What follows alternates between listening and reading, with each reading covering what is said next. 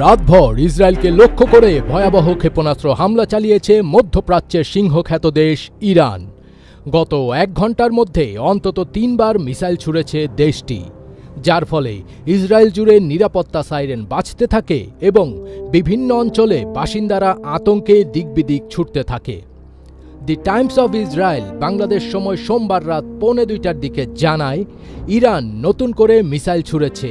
এতে করে দক্ষিণাঞ্চলে সাইরেন বাজছে, জনগণ আতঙ্কিত হয়ে বাংকারে লুকাচ্ছেন।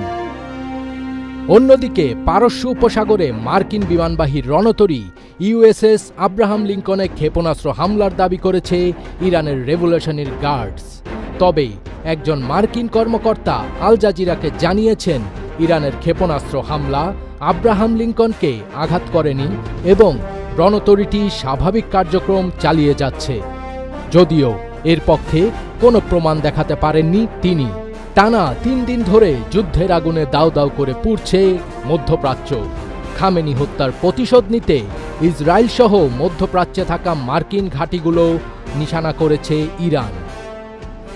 কাতার, Bahrain, Jordan, Oman, Kuwait, Saudi আরব এবং সংযুক্ত আরব আমিরাতের একাধিক বিমানবন্দর, আবাসিক ভবন এবং হোটেল ক্ষতিগ্রস্ত হওয়ার খবর পাওয়া গেছে। হতাহত হয়েছেন বেশ কয়েকজন মার্কিন সেনাও।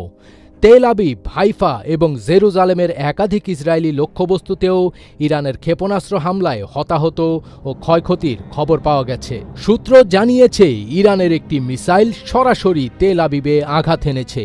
তবে বাকি মিসাইলগুলো আকাশে ভূপাতিত করে দেওয়া হয়েছে কিনা সেটি নিশ্চিত নয়। আইডিএফ মিসাইল প্রতিহতে আকাশ প্রতিরক্ষা ব্যবস্থা সক্রিয় রেখেছে। এদিকে ইরানের নতুন করে ভয়াবহ হামলা হয়েছে। সীমান্তবর্তী একটি রেজিমেন্টের সদর দপ্তরে এই হামলা চালায় ইসরায়েল। এতে 40 জন সেনা নিহত হয়েছেন বলে খবর পাওয়া গেছে। এরপরই ভয়াবহ হামলা শুরু করেছে ইরানও। অন্যদিকে ইরানের সর্বোচ্চ নেতা খামেনির মৃত্যুর ভয়াবহ প্রতিশোধ নেয়ার ঘোষণা দিয়েছে ইরান।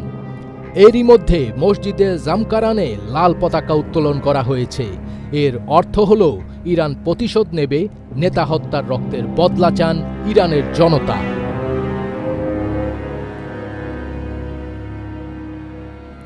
ফজবিট তাজ, এটিএন বাংলা।